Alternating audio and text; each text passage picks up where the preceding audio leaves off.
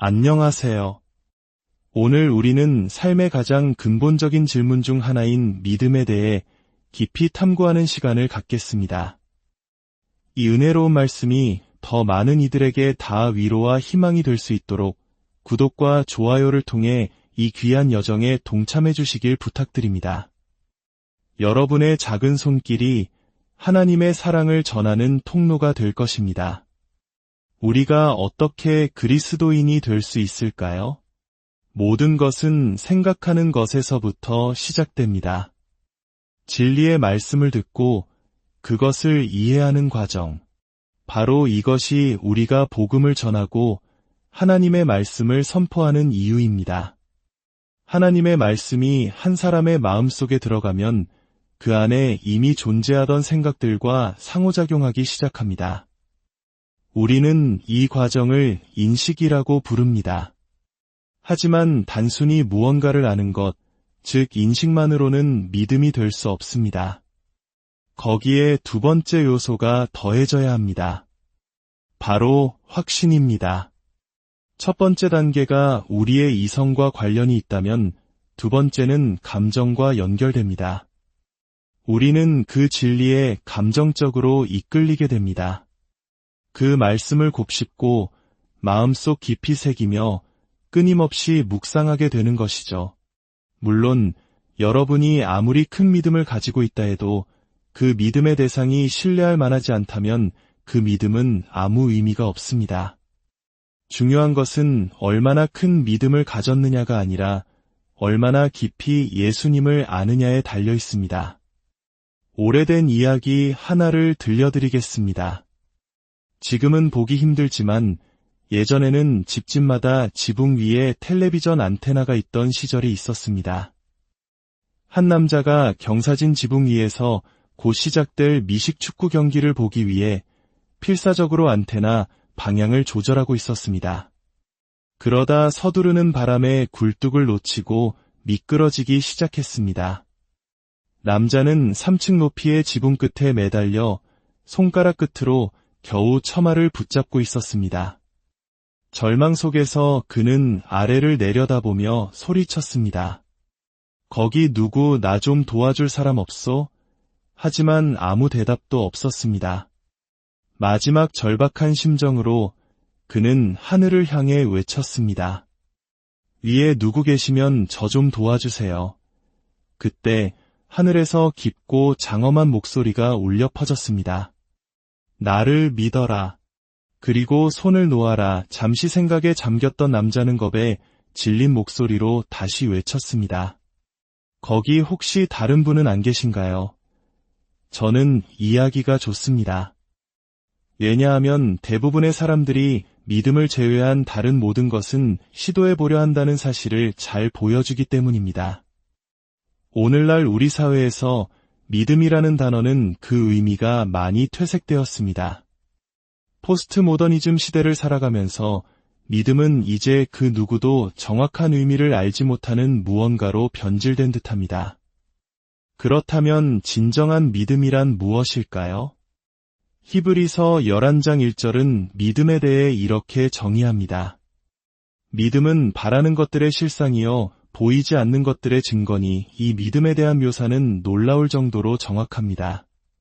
참고로 믿음이라는 단어는 히브리서에 총 32번 등장하는데 그중 24번이 바로 이 11장에 나옵니다.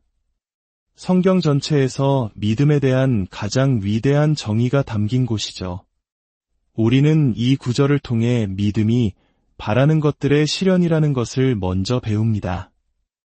여기서 실상으로 번역된 단어는 확신 또는 실현으로 이해하는 것이 가장 좋습니다. 즉, 믿음은 우리가 소망하는 것들을 현실로 만들어주는 확신이라는 뜻입니다. 믿음을 가진 사람들에게 미래는 더 이상 막연한 것이 아니라 지금 여기서 실제하는 현실이 됩니다. 그러므로 믿음은 모호하거나 불확실한 것이 아닙니다. 그것은 구체적인 신념이며 미래의 현실에 대한 현재의 확고한 자신감입니다. 믿음이란 하나님께서 당신의 약속에 신실하시다는 확신 위에 세워진 흔들리지 않는 굳건한 신뢰입니다. 불신자에게는 보는 것이 믿는 것이지만 신자에게는 믿는 것이 보는 것입니다. 믿음이 실제로 무엇인지 말씀드리겠습니다. 믿음은 하나님께서 우리에게 주시는 6번째 감각과도 같습니다. 그것은 하나님의 선물입니다. 믿음은 우리로 하여금 보이지 않는 세계를 굳게 붙잡고 그것을 우리의 경험 속으로 가져올 수 있게 해줍니다. 사실 우리의 오감도 모두 이와 같은 방식으로 작동합니다. 우리에게는 시각, 청각, 미각, 후각, 촉각이라는 5가지 감각이 있습니다. 촉각을 제외한 나머지 4가지 감각은 믿음과 아주 유사하게 작용합니다. 예를 들어, 저 너머 보이지 않는 세계에는 빛이라는 것이 존재합니다. 빛은 그 자체로 존재하지만 우리는 오직 하나님이 주신 눈이라는 감각기관을 통해서만 그것을 볼 수 있습니다. 눈이 없다면 우리에게 빛은 존재하지 않는 것과 같습니다. 보이지 않는 세계에는 음파가 있습니다. 우리가 듣든 듣지 못하든 음파는 늘 존재합니다. 그러나 하나님은 우리에게 귀라는 도구를 주셔서 그 음파를 들을 수 있게 하셨습니다.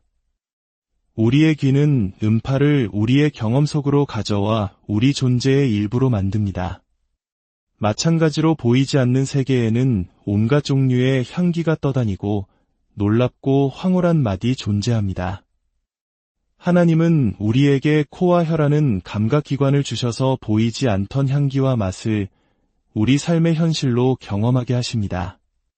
이제 그림이 그려지시나요? 이 모든 것들은 본래 보이지 않는 것들입니다.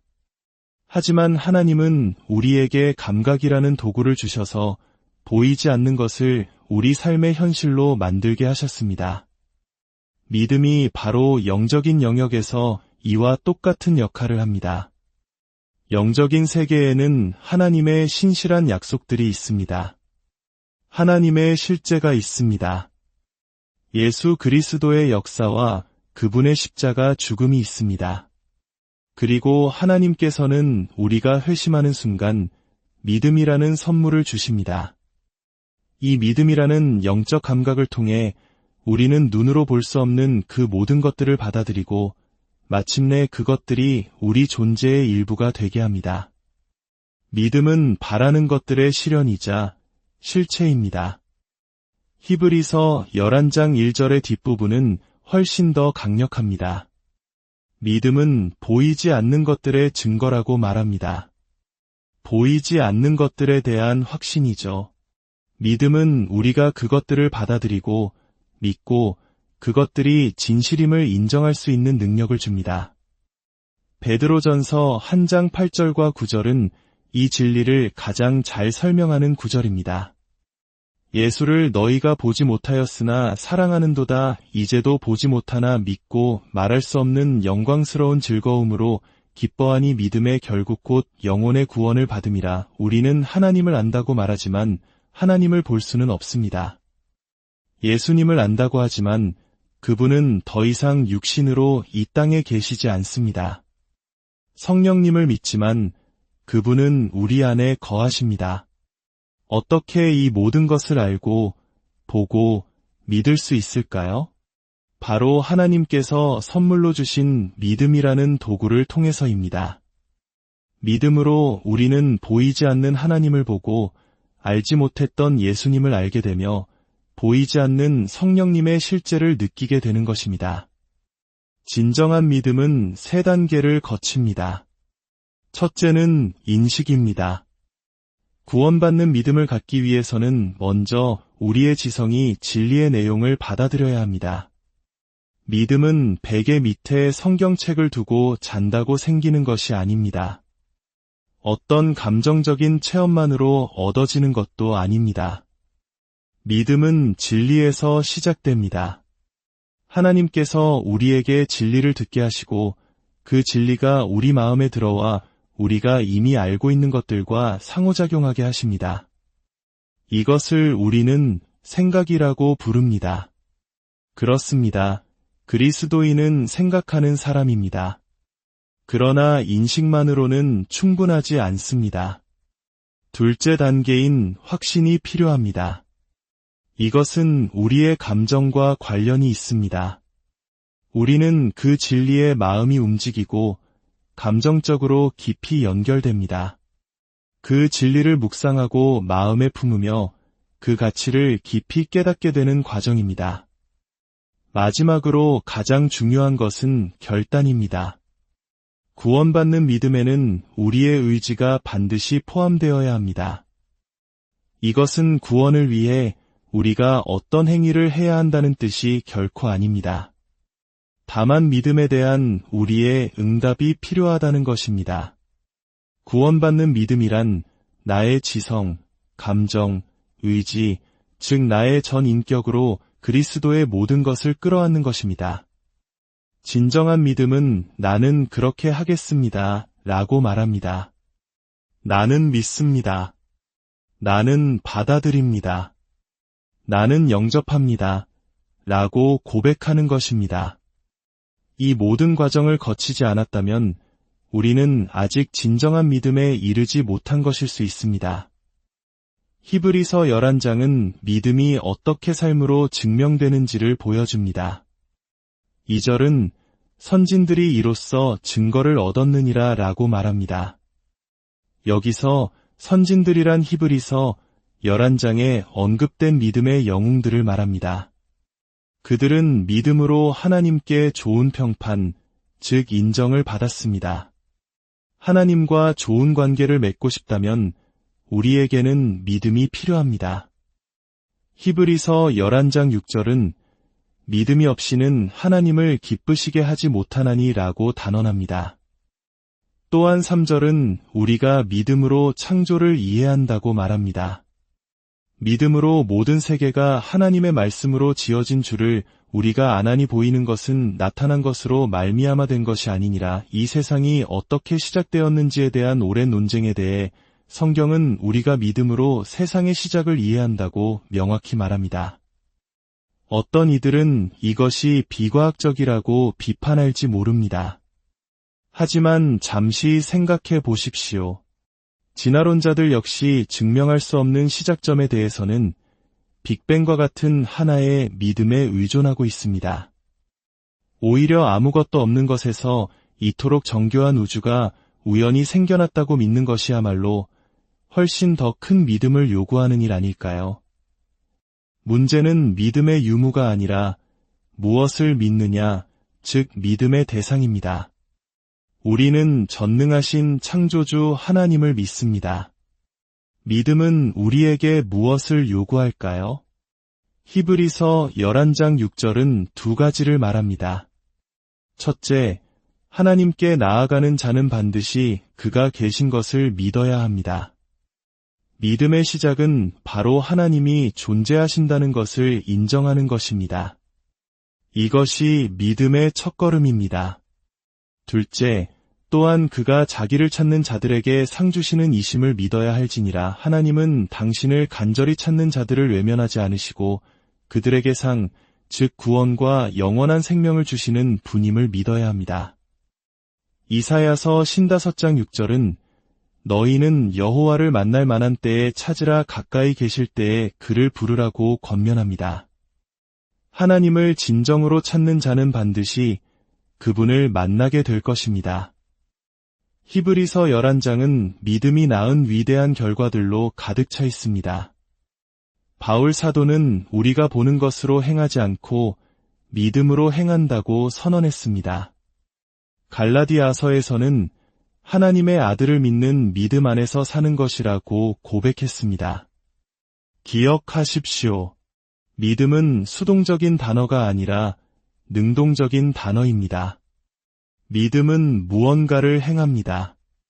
히브리서 11장을 다시 한번 살펴보겠습니다.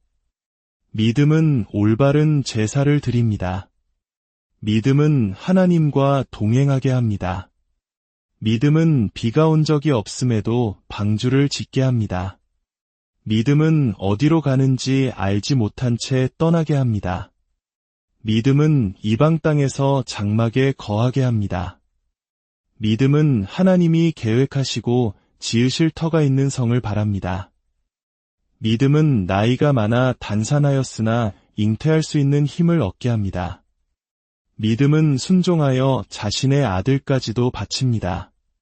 믿음은 부활을 믿습니다. 믿음은 바로의 공주의 아들이라 칭함받기를 거절합니다. 믿음은 하나님의 백성과 함께 고난받기를 선택합니다. 믿음은 그리스도를 위하여 받는 수모를 애굽의 모든 보화보다 더 큰 재물로 여깁니다. 믿음은 애굽을 떠나 약속의 땅으로 향합니다.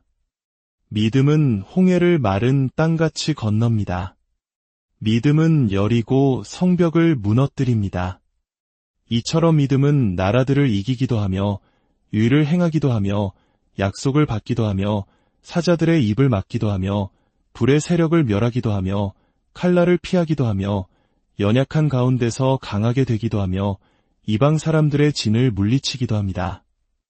누군가 당신에게 믿음은 그저 감정일 뿐이라고 말하거든 그렇지 않다고 분명히 말해 주십시오. 믿음은 행동이며 역사입니다. 믿음은 당신의 삶에 능력을 부여합니다. 믿음이 없다면 우리는 아무것도 아닙니다. 믿음이 없이는 하나님께 나아갈 수도 하나님과 동행할 수도 없기 때문입니다. 오늘 당신에게 묻습니다. 당신에게는 그 믿음이 있습니까? 그리스도와 하나님, 그리고 그분의 말씀을 향한 믿음이 있습니까? 만약 당신이 모든 것을 논리적으로 이해한 후에 예수님을 영접하겠다고 기다린다면 그날은 영원히 오지 않을 것입니다. 지금 하나님께 당신의 믿음에 힘을 더해달라고 기도하십시오. 주 하나님, 오늘 저에게 당신의 약속을 믿을 수 있는 믿음을 주시옵소서. 그리하여 예수 그리스도를 통해 영원한 생명을 얻게 하옵소서. 어떤 분들은 이렇게 기도해야 할지도 모릅니다. 주님, 제가 믿습니다. 저의 믿음 없는 것을 도와주소서. 그리고 믿음의 발걸음을 내디드십시오. 하나님께서 당신의 삶에 어떤 일을 행하시는지 지켜보십시오. 하나님은 당신을 변화시키실 것입니다. 훗날 당신은 그 순간을 인생에서 가장 중요한 순간이었다고 돌아보게 될 것입니다. 그리고 영원한 생명이신 그분을 알게 될 것입니다. 하나님께서는 왜 우리 삶에 고난을 허락하실까요? 이 질문은 많은 신앙인들이 평생에 걸쳐 고민하는 주제입니다. 한국의 역사 속에서도 우리는 전쟁의 폐허와 가난 속에서 믿음 하나로 모든 것을 이겨낸 신앙의 선배들을 기억합니다. 그들의 삶은 고난이 단순한 고통이 아니라 하나님의 깊은 섭리가 담긴 연단의 과정임을 보여줍니다. 성경 속 요셉의 이야기는 이 질문에 대한 깊은 통찰을 줍니다. 사랑받던 아들이었던 요셉은 형들의 시기로 애굽의 노예로 팔려가고 억울한 누명을 쓰고 감옥에 갇히는 등 상상할 수 없는 고난을 겪습니다. 왜 하나님은 의로운 요셉에게 이런 고통을 허락하셨을까요? 첫째, 고난은 종종 우리에게 더 큰 기회를 제공합니다. 요셉은 감옥이라는 가장 절망적인 장소에서 바로 왕의 신하들을 만나게 되고 이를 통해 훗날 애굽의 총리가 될 기회를 얻게 됩니다. 때로 하나님은 우리를 원치 않는 곳에 두심으로써 우리를 더 위대한 곳으로 이끌기 위한 준비를 하십니다. 둘째, 고난은 우리의 영적 성숙을 촉진합니다. 아버지의 사랑을 독차지하며 온실 속 화초처럼 자랐던 요셉이 전 세계적인 기근 속에서 한 나라를 이끌 지도자가 되기 위해서는 단련의 과정이 필요했습니다. 시편 기자는 요셉의 고난을 그의 발은 착고를 차고 그의 몸은 쇠사슬에 매였으니 라고 묘사하며 다른 번역에서는 새가 그의 영혼을 꿰뚫었다고 말합니다. 고난이라는 용광로를 통과하며 그의 영혼은 강철처럼 단단해졌습니다. 하나님께서는 오늘날에도 압박 속에서 무너지지 않는 강철 같은 영혼의 성도들을 필요로 하십니다. 셋째, 고난은 우리의 진실함을 증명합니다. 요셉은 어떤 상황에 처하든 결코 변하지 않았습니다. 그는 어디에서나 자신의 진실함과 성실함을 지켰습니다. 환경은 우리를 만드는 것이 아니라 우리가 어떤 사람인지를 드러낼 뿐입니다. 우리가 고난을 통과할 때 세상 사람들은 우리를 통해 살아계신 하나님의 은혜와 능력을 보게 됩니다.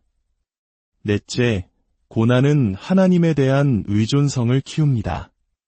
요셉이 구덩이에 있을 때도, 보디발의 집에 있을 때도, 감옥에 있을 때도 하나님은 늘 그와 함께 하셨습니다. 요셉은 감옥에서 하나님이 자신을 얼마나 사랑하시는지 그 어떤 상황에서도 자신과 함께 하신다는 사실을 뼈저리게 깨달았을 것입니다. 많은 사람들이 가장 힘든 시기에 하나님의 사랑을 가장 깊이 체험했다고 고백합니다. 다섯째, 고난은 다른 이들을 섬기도록 우리의 마음을 준비시킵니다. 요셉은 억울하게 갇힌 자신의 처지를 비관하는 대신 함께 갇힌 관원들의 슬픈 얼굴을 보고 그들을 위로하며 섬겼습니다.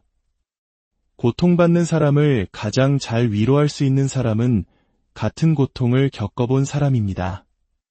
죄 없으신 예수님께서도 우리의 고통을 채율하시기 위해 친히 고난을 겪으셨습니다. 하나님은 우리의 고난 경험을 통해 다른 이들의 아픔을 위로하고 섬기는 도구로 사용하십니다. 인생의 역풍을 맞을 때 우리는 어떻게 해야 할까요? 자전거를 타는 것에 비유할 수 있습니다. 순풍이 불 때는 페달을 밟지 않아도 저절로 나아가는 것처럼 쉽지만 맞바람이 불 때는 페달 하나하나를 밟는 것이 고역입니다. 포기하고 싶고 주저앉고 싶어집니다. 하지만 앞으로 나아갈 유일한 방법은 이것입니다. 고개를 숙이고 온 힘을 다해 페달을 밟는 것입니다. 얼마나 멀리 가야 할지 생각하지 마십시오. 멈추거나 쉬는 것을 생각하지 마십시오. 그저 하나님께 순종하며 기도하는 마음으로 고개를 숙이고 멈추지 말고 계속 페달을 밟으십시오. 때로는 아주 느린 속도일지라도 멈추거나 일어서지만 않으면 됩니다. 사탄은 우리가 문제를 만났을 때 포기하기를 원합니다. 페달 밟기를 멈추고 문제에 압도당하기를 바랍니다. 하지만 우리는 바람을 향해 몸을 기울이고 계속 나아가야 합니다. 마지막으로, 왜 우리의 기도는 응답받지 못하는 것처럼 느껴질까요? 성경은 몇 가지 이유를 제시합니다. 첫째, 기도하지 않았기 때문입니다. 야고보서 4장 2절은 너희가 얻지 못함은 구하지 아니하기 때문이요 라고 말합니다. 둘째, 고백하지 않은 죄 때문입니다. 시편 66편 18절은 내가 나의 마음에 죄악을 품었더라면 주께서 듣지 아니하시리라고 경고합니다. 셋째, 의심하는 마음 때문입니다. 야고보서 1장은 의심하는 자는 주께 아무것도 얻기를 생각하지 말라고 말합니다. 넷째, 잘못된 동기 때문입니다. 우리는 자신의 정욕을 위해 구하는 것이 아니라 하나님의 뜻에 따라 구해야 합니다.